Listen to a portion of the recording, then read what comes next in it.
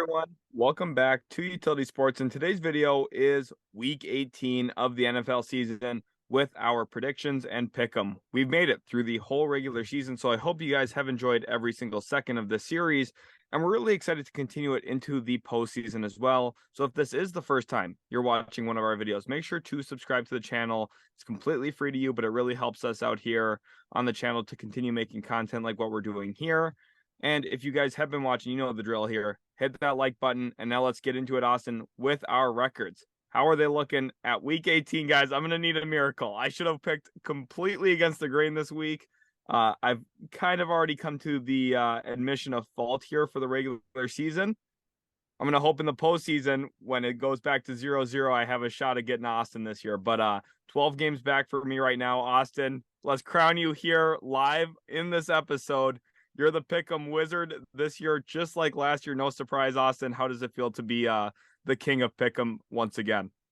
Well, it doesn't really feel any different here. I don't really, it's not a big deal in our pick'em. At the end of the day, I picked 89 losses, so I got to get better next year. The records with how we started the year, some crazy games, week 1, week 2, like, for example, Jacksonville didn't win right away this year. Like, stuff like that really threw our pick'em for a loop. So I think the fact that, things are kind of, getting back on the right track this season and, our records really picked up from there. I think we have pretty solid records. Yours clearly better. No confusion about that, Austin. I think you're going to get through this year sub 100 losses, including the postseason, because I'm expecting 0 picks wrong the rest of the way here from you, Austin. So let's keep rolling here now. Let's get into that first game. And it's an important one here. Tampa Bay, Atlanta. That division right now, it's been up for grabs. The NFC South's been probably the most disappointing division in all of football this year, with the AFC West kind of fighting for that second place award in that disappointing situation. Obviously, a lot of expectations on the AFC West, a little bit less on the NFC South, but one team with all those expectations. Tampa Bay, once Tom Brady came back from retirement, well, they haven't lived up to it, Austin. However, you and I are both seeing them go in this week, get a big win, and it's going to set themselves up very well for their future here moving forward. Yeah, I mean, with them clinching the division against Carolina, it was a big step in the right direction. My question is, are they going to try to rest starters knowing they have the division clinched? At the end of the day, I think they need to actually put their starters out there, continue the flow, and try to bring some of that momentum into wild card weekend. Overall, Tampa Bay is just the better team on paper. And I think, once again, this is a team that's, got to find a little bit more of a rhythm. They found some against Carolina, who did not have J.C. Horn, which was a big deciding factor here. But at the end of the day, Atlanta very well could be, playing spoiler here. They beat the lowly Cardinals this past week. Desmond Ridder, picks up the win, but I just don't see that being the case here. Really interesting note about the NFC South here. Every single team in that division has a negative point differential. The Buccaneers have actually scored the least amount of points out of all of these teams. They have a negative 32-point differential. The Saints also have a negative 12-point differential. The Panthers negative 30 and the Falcons negative 34. So it hasn't been pretty all throughout the division. But like you said, Austin, with the Buccaneers already clinching, right now they're looking to build some of that, chemistry, camaraderie moving forward. Obviously, you'd think Tom Brady already has some of that after winning a Super Bowl his first year. Things just haven't been pretty offensively for them.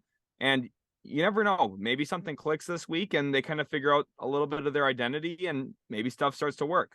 Not saying it will, but that's kind of the expectation here. And that's why I think that they, as you mentioned, should play their starters this week to kind of start to get some of that flow and hopefully hit the postseason running, which they haven't really done all year long. Anyway, let's get into our next game now right away. We look at one here between New England and Buffalo, and here in the AFC East, very competitive division this year. We got 3 teams 8-8 or better. The Jets at 7-9 now, officially eliminated from the playoffs. The Bills 12-3. What's stopping this team at this point from rolling further into through week 18 with a really good record and trying to be one of the top seeds in the AFC, Austin? Yeah, I mean, the one thing that I have concern over for Buffalo is just the ability to really focus in on Stephon Diggs, and try to take him away, give quite a bit of safety help. And, you put your best corner on him and hope for the best. But with Buffalo, it's got to be another playmaker. Gabe Davis was expected to make a massive leap this year, and he just has not done that. A lot of people thought this is the guy that could be a true number two. He's had some big games. However, we've not been able to see, that amount of consistency week after week with him. And, Isaiah McKenzie as well does not show that, that he's a 5'9" target, that he's gimmicky, he's fun. But at the end of the day, he's not a true consistent number two. That's what this team needs, and that's where the concern potentially lies within this offense.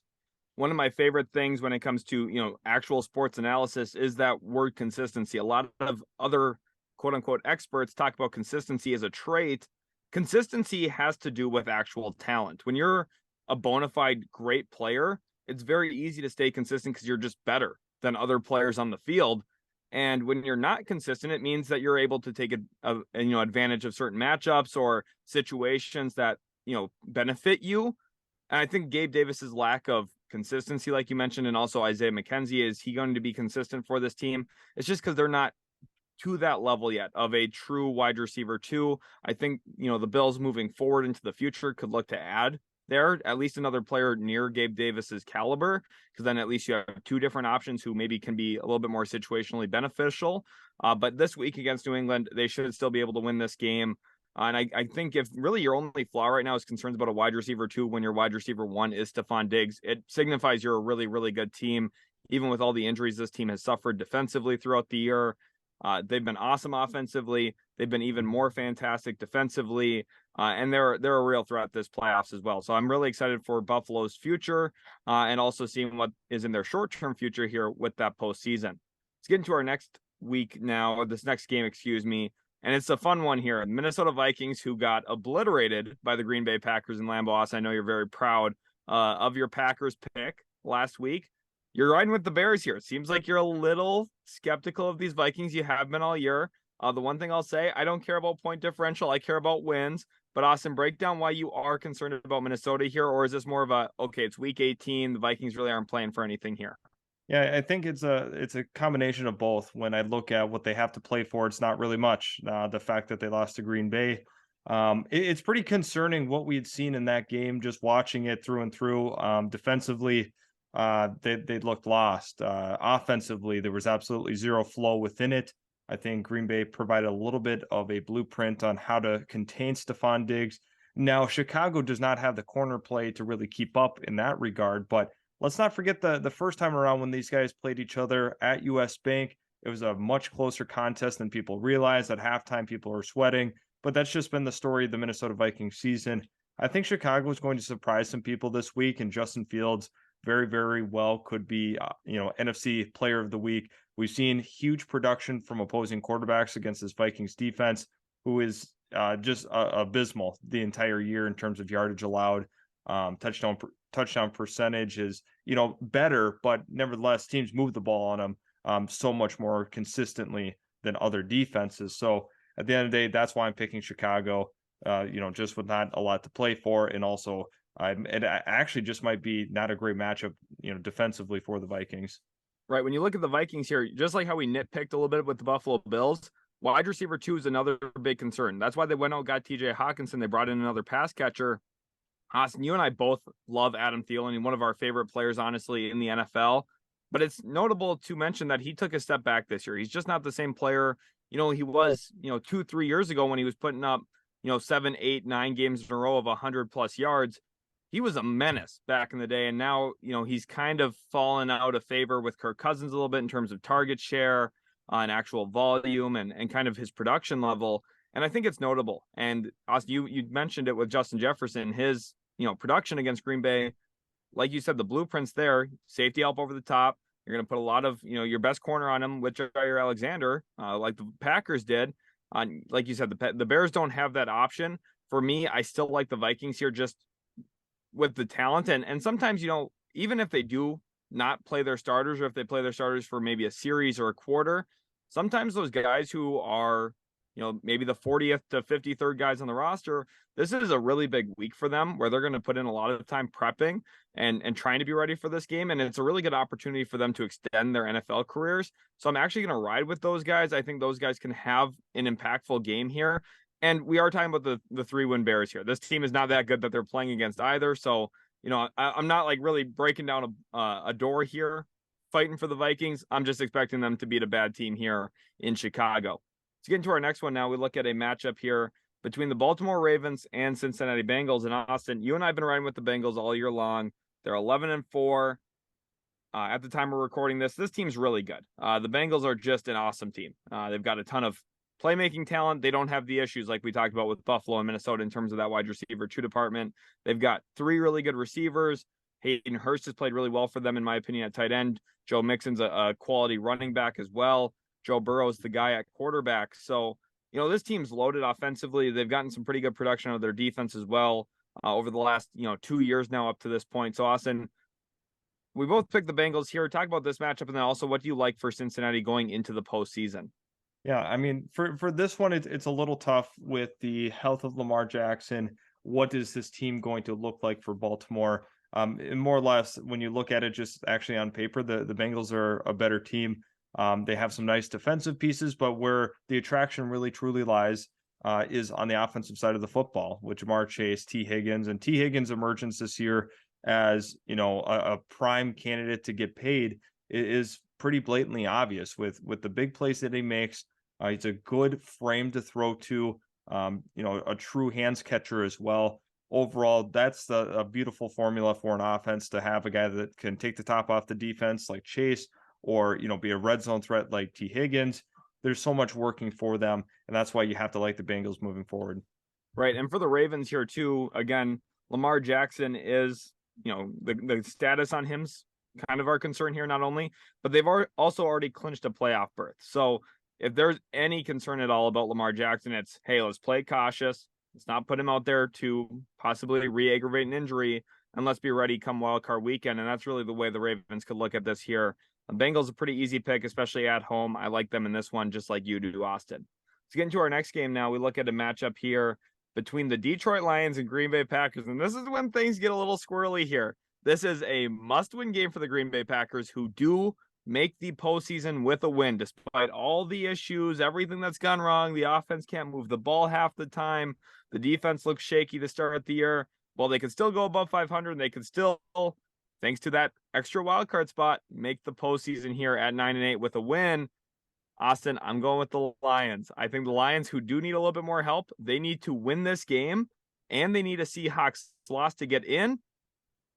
I think they could pull off an upset here. If they go in to Green Bay, very tough place to play. The Packers notably have 0 travel this week. They're playing at home, which is very advantageous for them.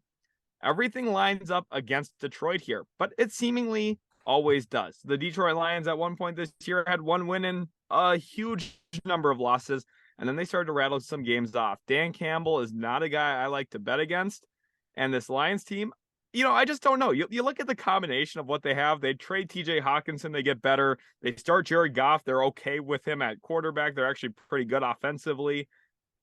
The moment you think you should pick against the Lions is when you shouldn't, and that's what I'm going with here. I'm taking the Lions, Austin. Why do you like the Packers here, and why are the Packers a playoff team this season? So, I mean, a big portion of this is the fact that they are at home. They have been really, really hot the last couple of weeks. They just blew out the number 2 seed in the entire NFC in a bad way. I mean, the Packers are exactly where they want to be at this point. I think it's an advantageous matchup offensively for Green Bay against Detroit's defense, who I can't figure out what they are. They're the second worst yardage allowed defense in the entire league.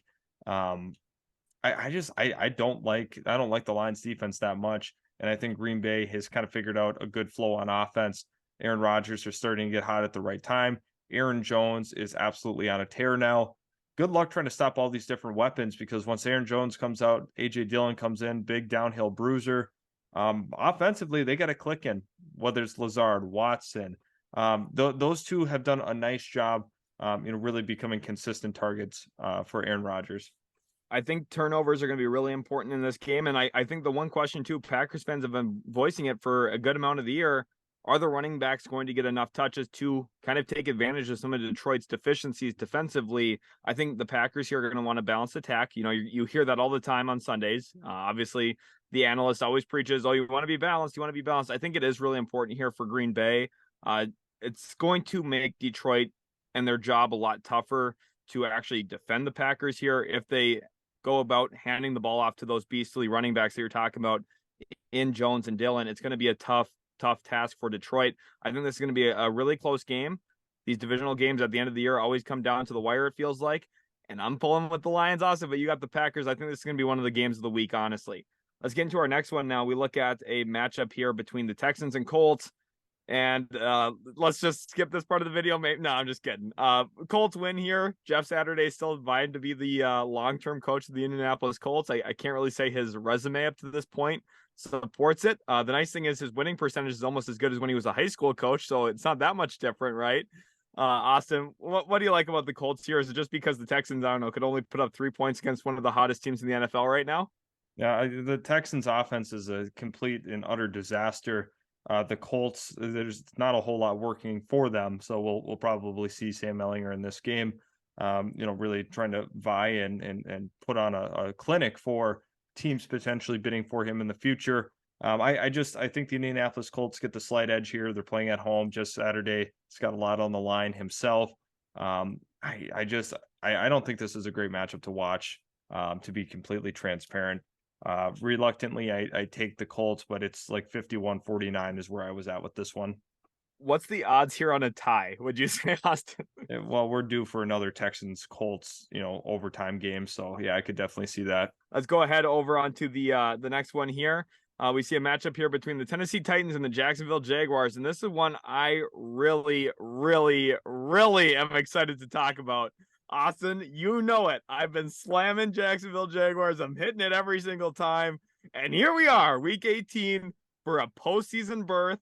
And the Jaguars, you have to like where they're at. Right now, if they don't win this game, there's still a chance, I believe, that they could make it into the wild card. But I don't even care about that. They're winning this game. They're beating Tennessee. They're sending Derrick Henry home. And they're going to say, we don't care that you've ran for 200 yards against us like 25 times in the last 4 years or whatever. We don't care. We're better than you now. And we've got the big cojones factor because I think Doug Peterson was a phenomenal hire for this team. And they've been so much better, Austin. You're going with the Jaguars too. I was expecting for this to be a fight with you having Titans on here. Break down why you like your Jags. I'm so excited for this.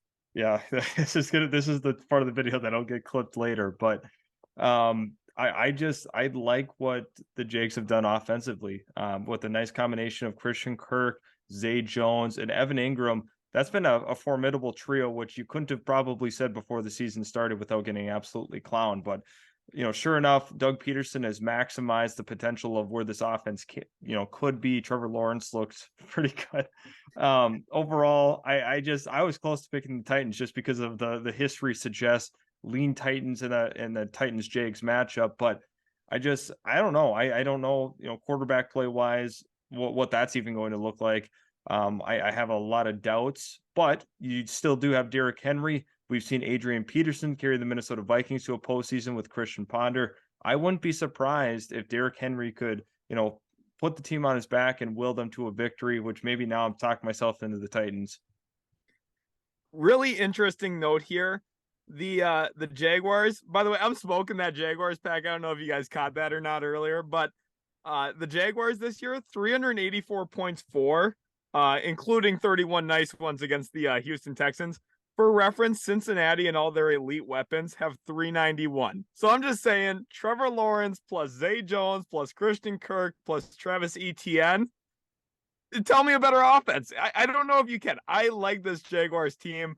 And if this team makes the playoffs, I'm telling you right now, if they get bounced in the wild card, I already lost, playoff pick them because I'm riding with the Jaguars all the way through. If they make the postseason, oh my gosh.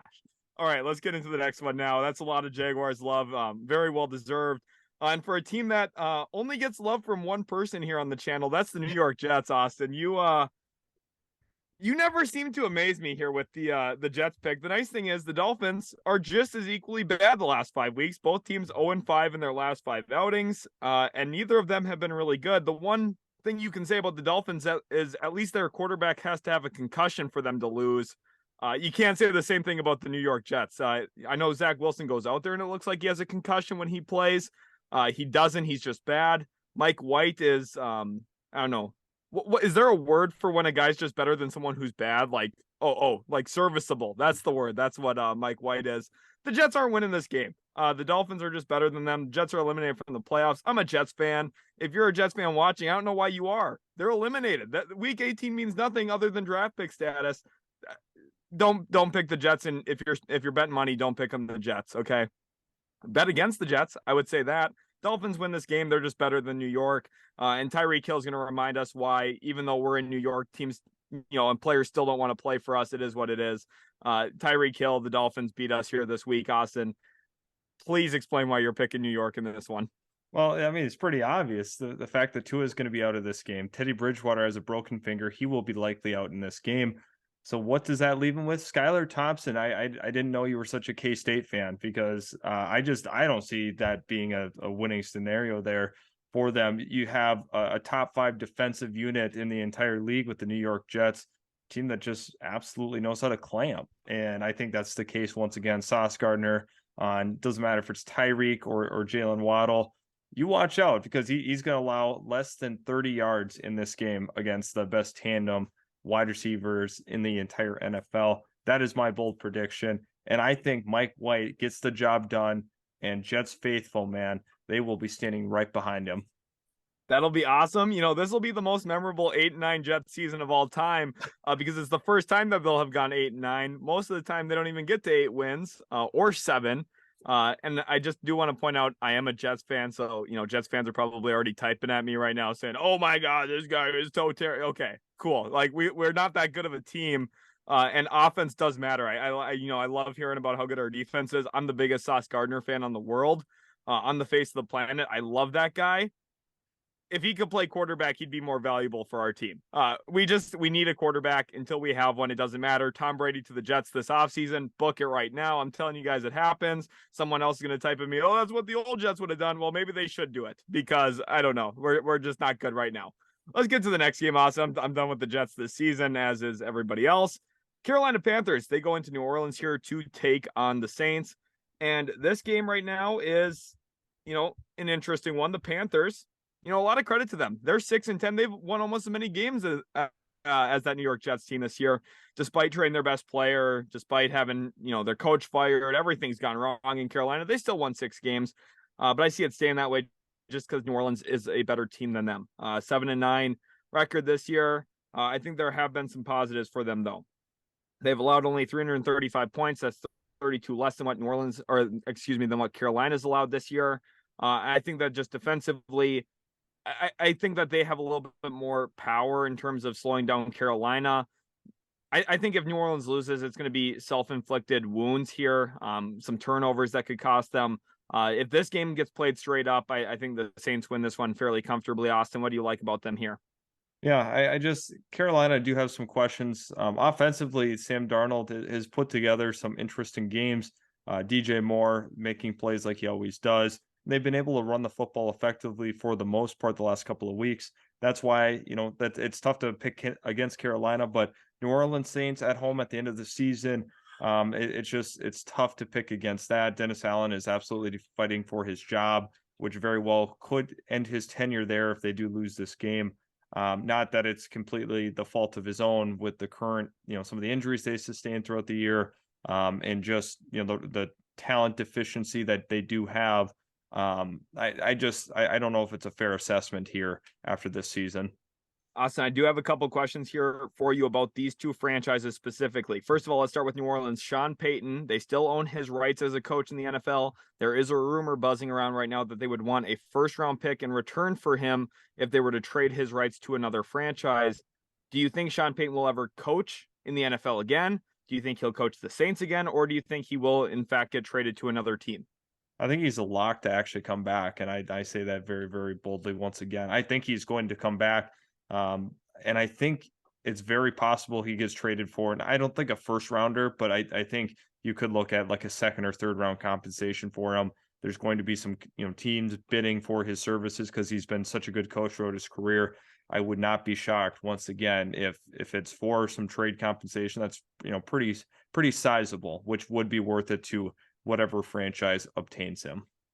Now the question about Carolina here. I'm going to set the number at 3.5. That's your over under on how many quarterbacks start next season for Carolina. Do you take the over or the under? They're going to draft one under. I like it. I like it. Make sure to check out some of Austin's NFL mock drafts on the channel. He has some really great content in there talking about some of those quarterbacks that Carolina could potentially add in the NFL draft. Let's go ahead and get to the next one now, where we see the New York Giants go into Philadelphia, and the Eagles. Austin, you and I really led the charge this offseason going into the preseason about Philadelphia. We knew this team was legit. We knew this team was going to be a wins machine in the regular season, just looking at what their actual schedule looked like and the actual talent that they were able to put together on their roster. And this team hasn't even been super healthy throughout the year either. They're at 13-3. They put up 455 points this year, only allowing 328. That's a 127 point differential in their favor. So very, very dominant this year. Why do you like them against the Giants this year, who've actually played dead even at this point of the season in terms of their plus minus at 349 points allowed, 349 points for as well. So Austin, why do you like the Eagles here against New York? Yeah, once again, a lot to play for here. New York clinched the playoff berth. Therefore, Eagles are still vying for the number 1 seed. That is the single most important thing that they're shooting for this year. I know with that loss there, Gardner Minshew definitely had his struggles in that game, but at the end of the day, the Eagles, push come to shove, they've prevailed for the most part this season. I know there are people a little bit lower on them right now, with what's happened since Jalen Hurts has been out, but I think the third time's the charm. They're going to be able to figure it out. I like that there for those Philadelphia Eagles. Let's go ahead and jump into the next one now. We look at a matchup here between Cleveland and Pittsburgh. And right now, the Steelers are actually still, at the time we are recording this, little quick note, we are recording this before Sunday Night Football in between the 3 o'clock and 7:30 games. So we do have a little bit of time in here before the Steelers matchup actually in week 17. But at the time we're recording this, there is still a possible window here for the Steelers to slip into the postseason, which, first of all, is a credit to Mike Tomlin. What an incredible coach he is. He does a phenomenal job with his team every single season. Austin, I think that gives us a lot of confidence to pick him here in week 18. If that window is still open for them to potentially make the playoffs, this becomes a must win for them and a win that I expect them to get. Yeah, definitely. I'm right there with you. It's all about what are they playing for. Cleveland could play spoiler, regardless, they're already eliminated. But at the end of the day, they're really just trying to work out the kinks in this offense and, bring something positive into the offseason with Deshaun Watson and Amari Cooper, which I feel like you get a full offseason with that staff. You definitely have to expect some good things from them next year. I'm curious to see if they hold on to Kevin Stefanski. Rumors are currently swirling right now that he very well could be fired in the offseason, which I think would be a mistake. But at the end of the day, Steelers have quite a bit to play for potentially in this game with what we're recording. And Mike Tomlin just always seems to find his way above 500, which could be the case here. It's pretty incredible that when a GM makes a big time trade, giving up multiple first round picks for a quarterback, a la Denver and Cleveland here, that all of a sudden the coaches become a little bit more expendable when things aren't going right. You look at obviously they're in Denver. That whole situation was terrible. I think they made the right decision firing Hackett, but now with Stefanski, Cleveland's maybe looking for greener pastures on the other side. We'll see if they're able to find that or not. Let's get into the next one now. We look at a matchup here between the Dallas Cowboys and the Washington Commanders. And the Cowboys at 12-4, they've been really, really good as well. I praised Philadelphia earlier for their, points for compared to their points against. Dallas actually has a better mark in both categories. They've scored more points. They've also allowed fewer points. This Cowboys team's been really, really good. Washington, they had like a little bit of a fun romance in the middle of the season, but 7-8-1 now. They're also just not as potent of an offense, clearly, as Dallas. It's kind of hard to see them winning this game, especially when Dallas does have a little bit to play for here at the end. Yeah, I don't expect much out of Washington. The Carson Wentz start was a disaster. He looked awful in that game. Once again, I think they should have started Heineke when push came to shove at that point. They were sitting pretty good playoff wise now. I feel bad because the Commanders were a really, really fun story. A lot going on this season, but Dallas should take care of business here. I almost feel like the Commanders' best chance of winning would probably be announcing Wentz as the starter, letting him take 2 snaps, faking an injury, and then having Heineke come in off the bench.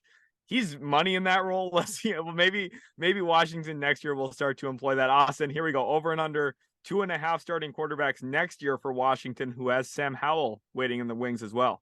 Oh, definitely over. They're gonna shake up things big in the offseason for sure. I like it. We'll see what Washington does, but there's question marks there right now around that entire organization. Let's get into the next game now. We look at a matchup here between the Los Angeles Chargers and the Denver Broncos, who I referenced earlier. Of course, no Nathaniel Hackett. Russ hasn't been Russ this year. He wasn't Russ last year either, though, Austin. You've been vocal about that for a while here on the channel. The Chargers, they're just better. I think, plain and simple, they've already clinched a playoff berth. This team is just really good. They've overcome a ton of injuries throughout the year. And even despite a pretty slow start to the season, for the most part, they've been pretty good. They are, at this point, 10-6 at the time of recording, and going into week 18, they're looking to move to 11-6, a very respectable record for them. What do you like about the Chargers here in this game? And then also, what are you watching for from them come postseason time? Yeah, I mean, Denver was a little mildly competitive this past week with not being under Nathaniel Hackett, but the end of the day, I just think the Chargers have too much to throw at you. I'm kind of curious to see, how long they play their starters and everything. I mean, maybe they just play them throughout the entire duration of the game. If that's the case, I feel pretty comfortable about taking the Chargers on the road. There's too much that they can throw at you offensively. Eckler, Williams, Keenan Allen, really, really great trio of playmakers that they have. Plus, Justin Herbert's one of the best young quarterbacks we have in this league, and just best QBs overall. So, not a lot of reason to pick against the Chargers here. Yeah, I like them a lot, especially going into the postseason. Still, you have the weapons. They're finally getting healthy, and if things go right for them, you could see them probably play upset in maybe the wild card weekend, and then who knows where it goes from there, right? You just have to get hot at the right time. Look at Cincinnati last year; they kind of have the blueprint set, right? Good quarterback, good weapons. You can do some things in the postseason. We'll see if the Chargers are able to get that done as well. Let's get into the next one now. We look at a matchup here between Arizona and San Francisco. And I think, San Francisco fans probably, and I think deservedly, feel really slept on. This team has been dominant all year long, 12-4 record. They are so good, Austin. The 49ers, this matchup is whatever. The Cardinals are not going to win this game. Kingsbury might not even coach this game. The Cardinals are a disaster right now. I do not pick the Cardinals to win this game. Do not bet money on the Cardinals to win this game. Even if the 49ers do not play their starters, I wouldn't feel comfortable with the Cardinals winning this game. Austin, when it comes to San Francisco, why are they, first of all, so underrated? Is Nick Bosa the defensive player of the year? And how good is this team overall? I mean, San Fran, we've talked about for quite some time, even in the early stage of the season, that they are a good team. They're a very good team. And it's been pretty clear and obvious with the fact that they've been able to go through Trey Lance, Jimmy G, and now Brock Purdy, that the QB carousel of injuries have not resulted in anything less than, a ton of wins on the year, which is crazy to think. Bosa is just playing on another level right now, very well in consideration for that defensive player of the year. You could even consider him the front runner with how well he's played. The defense has been dominant. San Fran should take care of business here against Arizona. Like you had stated earlier, do not pick Arizona. It's a disaster. San Fran is just firing on all cylinders seemingly, and watch out. Once it gets postseason time, the question is, did they peak too early? I don't think so. I think this team can still carry a lot of momentum going into the actual postseason. Defense travels well to end the year, and I think the Niners have a really good chance moving forward, especially now with Christian McCaffrey on their roster as well. I think that they have the pieces to go far in the playoffs like we saw last year, and maybe even advance further. And who knows, if they're hoisting up the Lombardi Trophy at the end of the year, I don't think I'd be completely surprised by that at all. Let's jump into the next one here. We look at a matchup between the Los Angeles Rams, who were hoisting that Lombardi Trophy last year. Obviously not a good year for them this year, given some of the injuries and just the way things have shook out for them. And we got Seattle, and this game is in Seattle here. The Seahawks play extraordinarily well at home. Geno Smith had his revenge game against the New York Jets, eliminating them from playoff contention so many years later. And Austin, a win here does go a long way. With the Green Bay loss and a Seattle win, they do make the postseason. So this is a must-win game for them, Austin. They're going to have a lot on the line here, and they win this game handedly, I believe. Do you like them considerably with really big fashion here, or do you think Baker Mayfield could play a little bit of upset? Yeah, I feel pretty confident in Seattle. Their defense, actually, yardage wise, has not been very good this year, which is kind of surprising with the storylines of Tariq Woolen and things of that nature. But they should get the job done. There's a lot on the line in this game. They're going to be going full fledged, and I also think LA will be too. They like to play spoiler within division. Seattle should get the job done. There's a lot riding on this one for them, and we might see Geno Smith's best performance happen in this game. Yeah, kind of a catch-22 here. If you're a Lions fan, you should be cheering for the Rams here to beat Seattle for your own playoff chances. But at the same time, that Rams pick does matter for them as well. Let's jump into the next one here now. We look at a matchup between the Kansas City Chiefs and the Los Angeles Raiders, or the Las Vegas Raiders, excuse me. The Chiefs here, I think, are the clear favorites. The Raiders have been a disaster. Austin, I don't pick the Raiders anymore. Is there really anything else we have to say about this game? No, not really. The Raiders, Jarrett Stidham, people are really excited about his chances going into next year as the starter. We got to relax on that just a little bit. Had a good game against San Fran. Do not get me wrong. I think when you consider what's gone on in Las Vegas, there's not a lot of bright spots from this year. Devontae Adams getting the franchise record in terms of receiving yards. That's pretty sizable. That's awesome to see. But outside of that, I just have a lot of concerns about where this team is right now and where they will be in the future. Josh Jacobs is likely gone. This team is probably moving on from some of its biggest stars and cornerstone of the franchise. So very well could be number one pick the following year. So let's keep in mind on that. Turnover in Vegas, not something I'm completely shocked by at all. Let's go over to the next game now. We look at that was our final game of the week. Well, thank you guys so much for watching. Hopefully you did enjoy this video. It was a lot of fun to record. If you're a Jets fan, I'm sorry the season didn't end the way that we hoped. Hopefully you guys didn't get too triggered by my response there during the video. Hopefully you guys do enjoy everything we do here. Again, stick with us for the postseason. Hit that subscribe button. Leave a like on this video if you did enjoy this one, and we'll catch you in the very next Utility Sports video.